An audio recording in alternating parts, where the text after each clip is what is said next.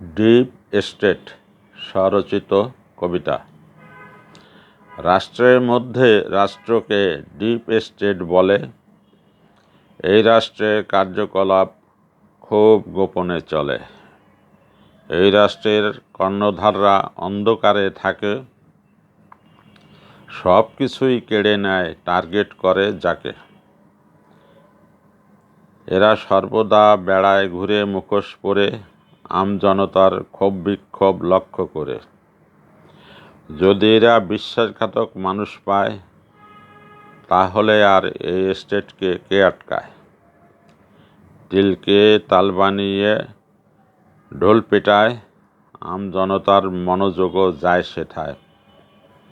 অতঃপর এসে যায় সেই মাহেন্দ্রক্ষণ, বিক্ষোভ দেখায় বিভ্রান্ত বেপথু জনগণ। নষ্ট হয় সমাজ দেশ আর রাষ্ট্রযন্ত্র, মুখ থুবড়ে পড়ে যায় সুশাসন গণতন্ত্র।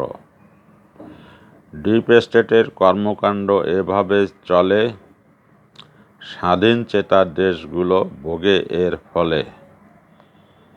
ছোট ছোট দেশগুলো এগোতে গেলে পদে পদে ডিপ স্টেটের শক্ত বাধা মেলে।